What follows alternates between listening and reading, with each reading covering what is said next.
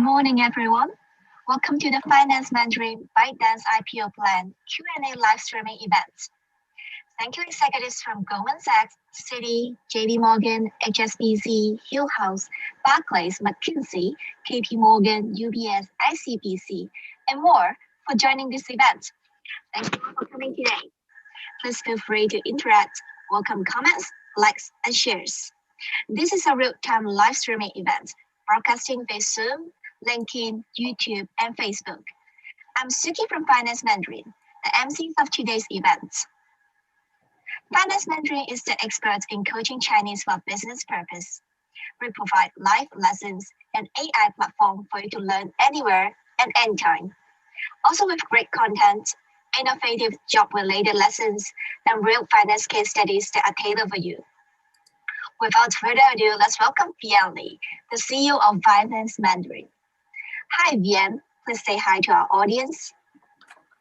Good morning. Welcome all our students, alumni, connections, and any people interested in this IPO case ByteDance.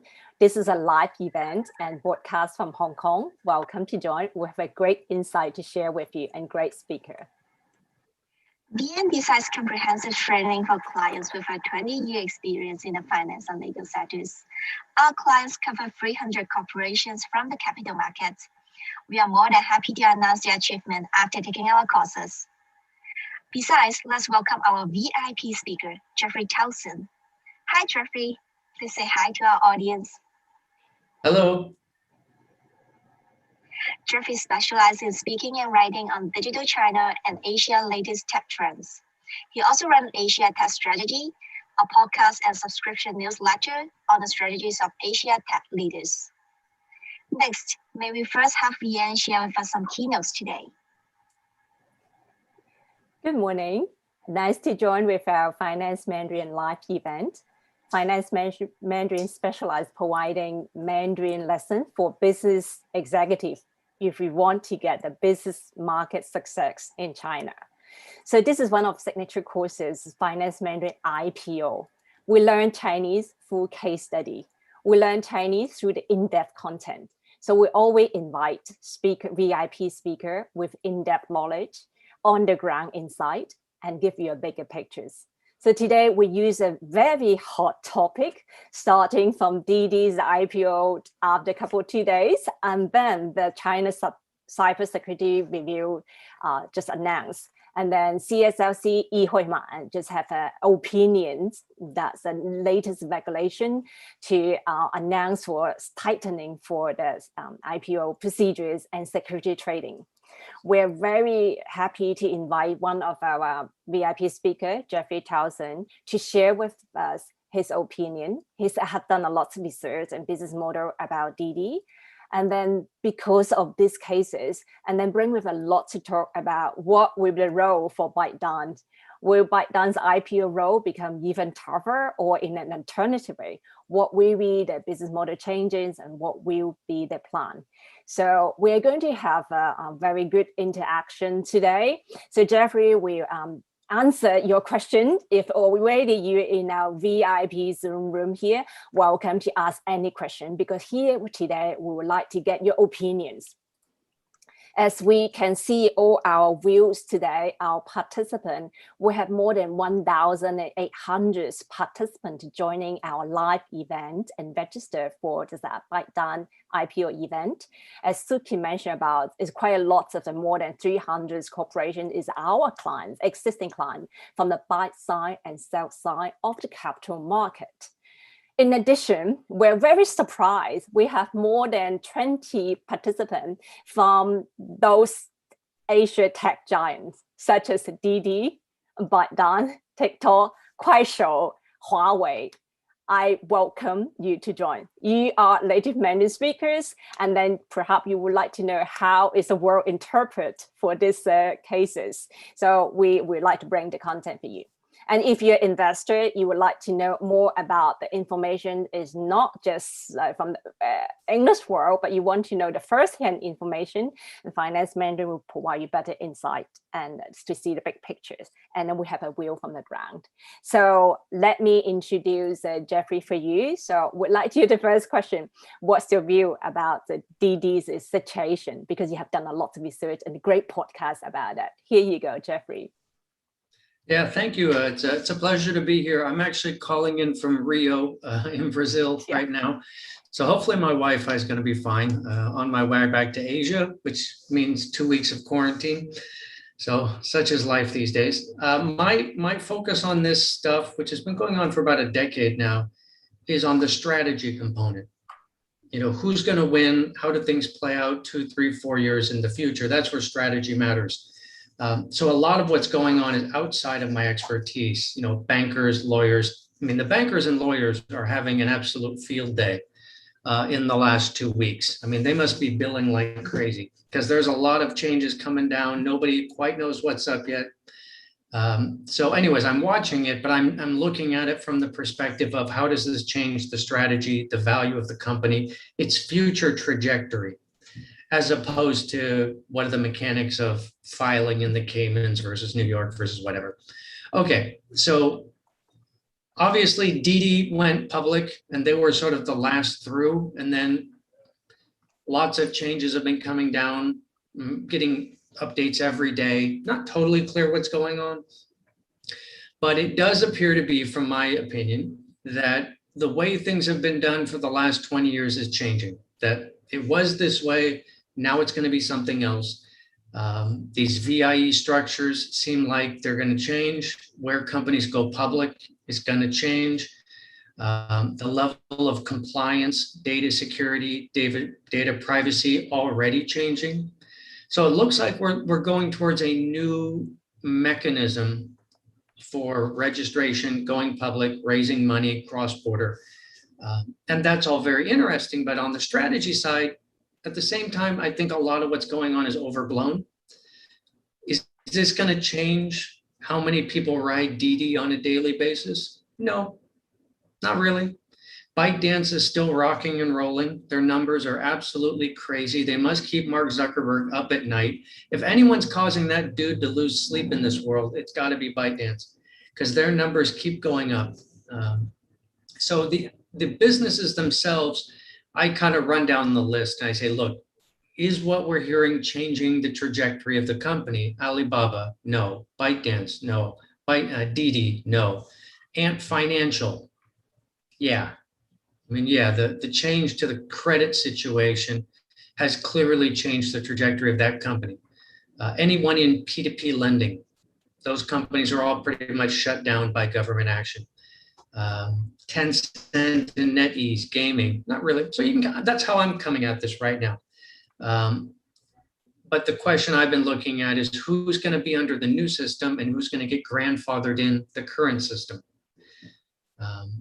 Are the companies that have gone public with a VIE in New York, it's going to be the way it is, or they're going to have to change it? I suspect they'll be grandfathered in, and any new companies will operate differently when they go public. But that's just a guess. I assume the lawyers are all over it this week. They must be billing a crazy amount. Anyways, so let me jump over to the company side, because that's really what I understand. Well, I think I understand, which is, Didi and ByteDance.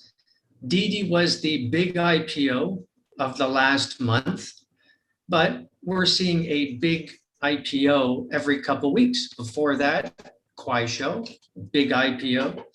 Before that, JD Logistics. Before that, Coupang out of South Korea. I mean, it is just one after, and before that was supposed to be Ant, but that got delayed. Yeah. And so Didi was the last one. And then the next company that everyone was waiting for was ByteDance. I mean, I've been waiting to see the numbers of ByteDance and Didi for literally 5 years. Like, I've asked, they always say, no, we're not telling you. So I finally got to see Didi and Kuaishou, but I haven't seen ByteDance yet. But what we're hearing is, it's all pretty interesting. I'll give you my basic take. I'll talk to you for about 6 or 7 minutes, and then we can do questions and things.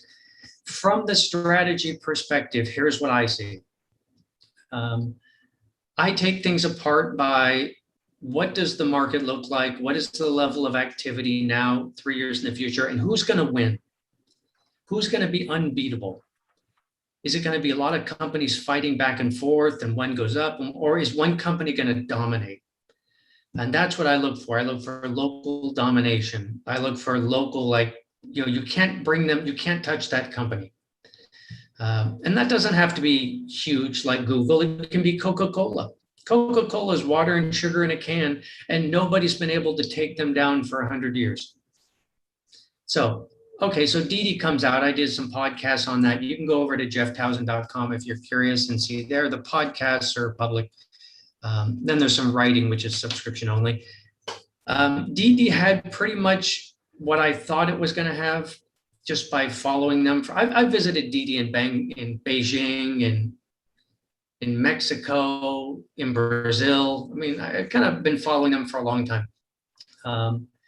Obviously, the numbers are huge because everybody, it's a wonderful service.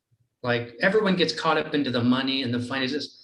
Like, creating a wonderful service is a great thing. It doesn't always make a lot of money, but it's a good thing. Everyone loves Didi. Everyone uses it all the time. It's fantastic. Great consumer service. The usage numbers are off the charts, which is what you'd expect because it's the world's largest shared mobility market, which is China. 150 monthly active users in that range, 15 plus million annual drivers. Usage pictures look great, but then you get to the same situation we see with Uber and Lyft, which is you see operating profits are negative. And I think that's kind of the key question, and that's what I've been writing about. Why are the operating profits still negative despite 3 to 4 years of having the world's largest market mostly to yourself? And Uber has the same problem, but Uber has a competitor in Lyft. And I think my answer to that, and this is where I start to look at competitive strategy. Why is this? My simple answer for that is everyone always thinks that competition is about who you're against, Uber versus Lyft. That's true. It's also about who you potentially against. And one of the problems Didi has or challenges is you have major players like Meituan and Alibaba that can jump in at any given day. So they have to sort of sit in a defensive posture so that they don't create an opening for that. If they started raising their prices, I guarantee you Alibaba would jump in. So you have sort of this new entrant phenomenon. The other issues you have are their big competitor is probably not Alibaba. Their big competitor is probably public transportation. It's cheap. It's a pretty good substitute for a lot of things. And while public transportation somewhere like Brazil and Mexico, where Didi operates, is not very good, public transportation in China is pretty fantastic. I mean, it runs well, it's clean, it's crowded, but that's probably the biggest shared mobility competitor in China is low price, very good public transportation. So those kind of things are what limit their economics, even though they're winning. Now I break this into 3 categories, and then I'll move on to ByteDance. 3 phases. Phase 1 is Didi 1.0. This is what they have today. This is what they're doing. If you look at their strategy, what they say in their filings, they're going to keep building their driver network, their mobility network, and they're going to keep building out driver services. That's basically, let's keep doing what we're doing. We'll do it better. We'll get more efficient. We'll get bigger, and we'll grind our way to profitability, which I figure they'll hit operating profit around 200 billion renminbi. Which is a couple years away if things kind of stay the same. Didi 2.0, you start replacing regular cars with electric vehicles. Still by drivers, but with electric vehicles. Why does that matter? Because it can change the economics. They're cheaper to maintain, they're cheaper to operate, the fuel prices are cheaper. That might actually change the economics quicker. I don't know, I'm thinking about it. And then Didi 3.0, which is the big change, is when you get autonomous vehicles. And suddenly you have some services with drivers and some services with autonomous vehicles. And suddenly your competitors aren't Alibaba. Suddenly your competitors are Elon Musk, Xiaomi, Huawei, pretty much everyone's jumping into electric vehicles. So that's a whole new world. That's kind of how I'm breaking it down. And I think we can get a pretty good picture for Didi 1.0 and what's going to happen in the next couple of years. And I think we can probably figure out electric vehicles. So I think it's a company you can figure out. And then the autonomous vehicle thing, it's early days. That's going to change a lot of things in the world. You're very good, Jeffrey. Yeah, this is something like, this is an extra bonus topic. We are talking about ByteDance. All right, let me get to ByteDance. I listed one extra information, very good. If our participant here, we have 88 people joining today, very good. And I think more is coming. If you have any question, we already have a couple of questions already. And here, Jeffrey shared with us his idea. And then he covered the Didi for like 5 years, and Finance Mandarin covered Didi for more than 7 years, since Chang Wei as a founder for Didi, and also how he invites Jane Liu Qing, the daughter of Liu Chuanzhi, the founder of Legend, to join with him to set up the winning team. So this is a lot of story here, and also different like Didi took over Uber, acquired Uber in China, and Jeffrey have a lot of good story in his podcast as well. If you'd like to learn more about this story, Finance Mandarin have more than 30 hours about Didi's as a story from the beginning till now. And also, if you would like to know more about the mobile and the new energies car, like Xiaopeng and Li Xiang and Weilai, it is all in our case studies of IPO. Recently, Xiaopeng just listed yesterday, right? So from New York Stock Exchange and come to China, Hong Kong EX only in 3 days, 2 listed. Excellent. So now all the IPO case study, you could find it in Finance Mandarin learning platform here, and also from podcast, the excellent podcast like Jeffrey's one. Now we'll move on to today's topic, because the Didi is the bonus topic. It just happened. Yeah. So let's look at ByteDance as we discuss what will be different, and we talk about the business model and how they react and how's their incomes. Okay, here you go, Jeffrey. Right. Okay. So I'm a little off topic there, but I mean, ByteDance is a simpler scenario from a strategy point of view. It's obviously a complicated company. They're doing a lot, but from strategy, it's a simpler case.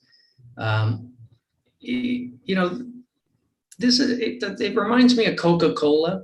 Like, sometimes people just love your product. Like, they love it to a level that you probably can't predict. It's just sort of like, people call it lightning in a bottle. Sometimes, like, the whole world just likes short video. They just do. Everywhere you go, every country, everybody likes it. They all use it. They make videos, they watch videos. The number of people using it keeps going up. The time per day keeps going up. I remember when, a year or two ago, and the big number was 40 minutes. Oh my God, people in the US spend 40 minutes per day on TikTok, which is like double Facebook. Now it's like 90 minutes. Like, it's crazy. Everybody loves this product. And that's good strategy. It's also a lot of luck. I mean, sometimes, Mark Zuckerberg got lucky too. He didn't see that coming. It just happened. He was doing the right thing. So their latest numbers came out a couple months ago in the press reports of $34 billion in revenue, which is unbelievable because it's up 100% from the year before. And that was up 100% more or less. I mean, this thing just keeps going up. One of the things they have going for them, which maybe the closest thing we've seen to this was Instagram. Sometimes you have a product and everyone loves it, but it's not clear how to make money. Meituan. Meituan, people love Meituan. It's hard to make money on Meituan. Bike riding, bike sharing. People like the bike sharing, but it doesn't necessarily have a great model other than charge people a couple RMB. What Instagram and I think TikTok and Douyin had was, it's a beautiful platform for advertising. It's a natural play for advertisements on short video just look great. I mean, they're really, I never look at banner ads, but short video ads for video games, L'Oreal, they're fantastic. It just has a really nice business model, and it, the thing's firing on all cylinders. Okay, so I think everyone knows that. The big question I always have for ByteDance and TikTok is, You have one, now several, but let's say one really big popular product in the business of keeping people's attention. And the problem with being in the attention business is that people change all the time. What was popular 5 years ago will probably not be popular 5 years from now. It used to be short videos, then long videos, then live streaming, then GIFs, then Instagram. I mean, the problem with keeping people's attention is they always move around. That doesn't happen with Alibaba selling milk, because everyone knows milk is milk and people are going to keep buying milk. So for them to be successful now is TikTok, Douyin, Toutiao. The next question is, can they jump to the next popular thing, which nobody can probably predict? And ByteDance appears to be very, very good at that. They appear to be able to systematically study and try and experiment for what's going to happen next. They're not making 1 or 2 apps per week. They're making hundreds of these apps on a regular basis and always experimenting. That's why if you read, there's a good book about ByteDance by a buddy of mine named Matthew Brennan called The Attention Factory. I actually came up with that title though, so I take a little credit for that. Very good at sort of studying human and consumer attention at the app level, at the video level, at the news headline level, at the video game level, at the long form video. They're very good at that.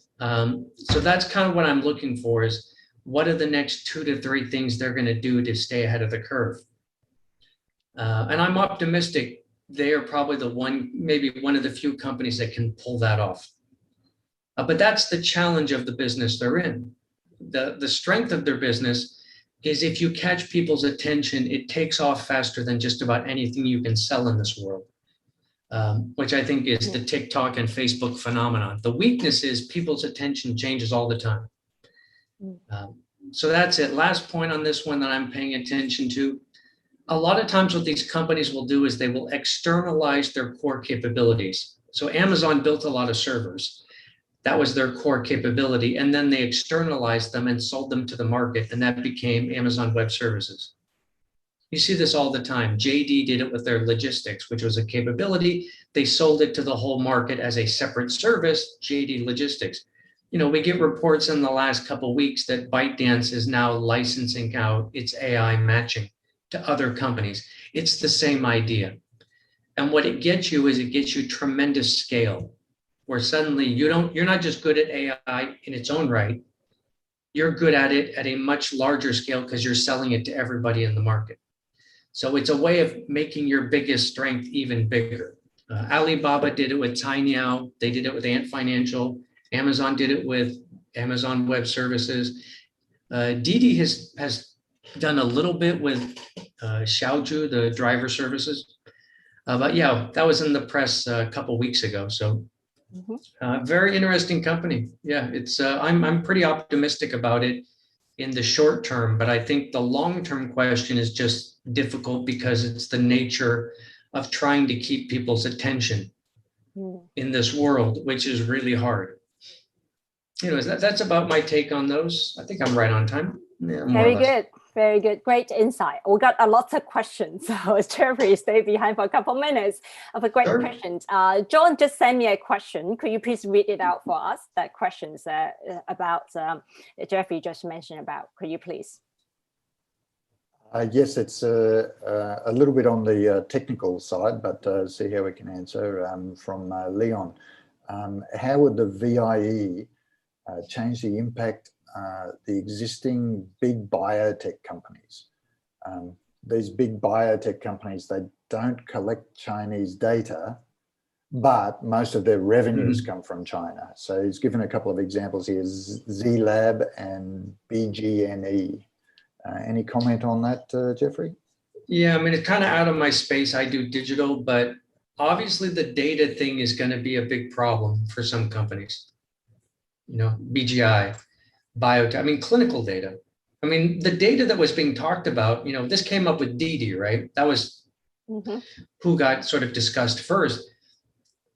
That data is, okay, people moving around, I guess it's sort of personal data, but, that's at one level. I mean, once you move to clinical data about people, that's incredibly sensitive. Yeah, it's going to be I don't know how they're going to do it. I think this is all going to be, I think my guess, and I'm guessing here, I think they're giving a big heads up for the way the world's going to work in a couple of years, and everyone needs to start getting ready. That's how I read the recent announcements today, was everyone start planning. But yeah, I don't have a good answer for you on that one. Another question, Jeffrey or Vienne, and this one's a simple question, but maybe difficult to answer. Why didn't Didi IPO in Hong Kong? I guess there's quite a few people asking that question now. That's a good question. I mean, because if you looked at what Alibaba and these other companies had done, and they had sort of done their secondary listings in Hong Kong. So we were seeing this picture of 1 foot in the U.S., 1 foot in Hong Kong, and maybe in mainland as well, Shenzhen or somewhere. Yeah, it was a little surprising to me that they only went into one country. I don't know the factors that go into how they do that. My working assumption is that going forward, Chinese companies, tech companies, are going to increasingly list in Hong Kong. The standard answer to that I've always heard from bankers is the market wasn't big enough, that these companies were just too big. Like, that's kind of what Alibaba, this was years ago, it was just too big for any market other than the US. But my assumption is that's where these things are going to, at least a dual listing in Hong Kong going forward. But I don't know. There's a lot. You have to ask a banker. There's a lot that goes into that I'm not an expert on at all. Yes, I think we need to ask the bankers. Yes, thank you. No. Yeah. This part here is interesting. We'd like to share the story for our audience today. And Suki and Tara and I actually joined another live event. It's organized by the Hong Kong United Fund, and Charles Lee, the former CEO of Hong Kong EX, did give the speech. And then Ming Pao, the newspaper, did ask this question. He said, give me a trap for that one. The news reporter asked why Didi went to US and not chose Hong Kong. Just like Alibaba the first time went to US and not chose Hong Kong, right? So this is a big question to discuss. So now it's talking about how can Hong Kong is like a financial center, Hong Kong EX, and try to attract and then to get more like the big giant China and listed in Hong Kong, and continue to keep Hong Kong as like the major financial hubs, get the biggest IPO as fundraising amount. This is a very interesting topic. But Charles Lee's answer is like he left already. And then this is the job for the new CEO and the new Hong Kong EX. That's a very, very interesting story. And just yesterday, the ad hoc news is Hong Kong EX just set up a new committee, the China expert. They invite all the giant and bankers and expert in PE, like Hill House CEO Zhang Lei, and then have another like Shan Weijian, the PAG's founder, become the advisors. So you can see Hong Kong's actively try to get the IPO from the big China giants. So excellent question. Thank you for asking. And then Jeffrey contribute his insight as well. So John, I think by this moment we have to round it up now, right? I know we're close to the time, but we might consider to run a little bit over. We've still got more questions coming. Oh, really? In. Okay. Are you okay, Jeffrey? Because yeah. Okay, right. Okay, so let's bring the party. Carry on. Or another comment from Mr. Chen. He suggested that many Chinese companies are aiming for international expansion. And his question is, the regulatory fallout, will this impede or slow down the ambitions of Chinese companies for international expansion? Big question. Yeah, I mean, that's... I wouldn't call it the regulatory fallout. I would just call it about the overall politicization of tech in the last 2 to 3 years. We didn't really see this before 2015. I mean, everyone was sort of, a lot of Chinese companies have long said they want to go international, but the truth is very few have on the tech side. Manufacturers have been going international forever. Huawei's been international forever. But, Tencent tried years ago, didn't really work. To some degree, and even, Didi's only operating directly, as far as I know, in Mexico and Brazil. They've got some other things but I think that's most of it. Most China digital companies have not gone international unless it operationally makes sense, like Alibaba ties the world's suppliers to Chinese consumers. It's a natural part of the business. I think the overall politicization of tech in the last couple of years has probably put a lot of those plans on the shelf. Let's say, for example, cloud services. A couple of years ago, the major cloud companies of China were all talking, and they were talking about we're going to the US. Nobody's talking about that anymore because I think it would immediately become political. So we're seeing that sort of overhang certain businesses.